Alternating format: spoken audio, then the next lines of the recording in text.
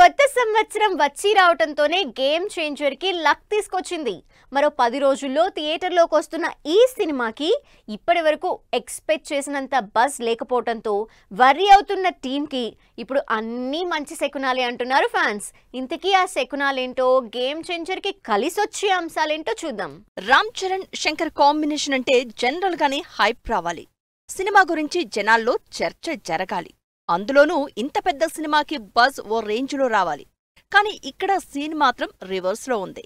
ఇప్పటివరకు ఓ star hero సినిమాకి రావాల్సినంత craze రాలేదు. కానీ ఇప్పుడు ఈ సినిమాకి అన్నీ మంచి శకునాలే కనిపిస్తున్నాయి.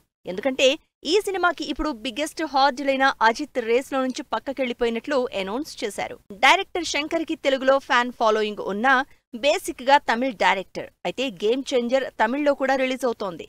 కరెక్ట్ గా ఈ సంక్రాంతి సీజన్లోనే అజిత్ మూవీ విడాముయర్చి కూడా రిలీజ్ చేస్తున్నట్టు గతంలో అనౌన్స్ చేసింది. దాంతో తమిళ్లో గేమ్ చేంజర్ కి కలెక్షన్లు కష్టమే అని వర్రీ అయ్యారు టీం.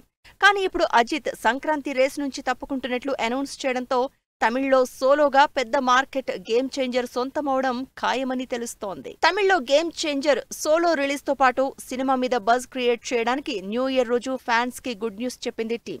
ఈ గురువారం గేమ్ చేంజర్ ట్రైలర్ రిలీజ్ చేస్తున్నట్టు పవర్ఫుల్ పోస్టర్ తో అనౌన్స్ చేశారు మేకర్స్. ఇప్పటివరకు పెద్దగా లేదనుకున్న బజ్ ట్రైలర్ రిలీజ్ తో రావడం గ్యారంటీ అన్న వైబ్ కనిపిస్తోంది. ఇక అమెరికా ఈవెంట్ తో ఓవర్సీస్ బుకింగ్స్ లో దుమ్ము రేపిన టీం త్వరలో టాలీవుడ్ లో జరగబోతున్న ప్రీ రిలీజ్ ఈవెంట్ పై క్లారిటీ ఇవ్వబోతోంది.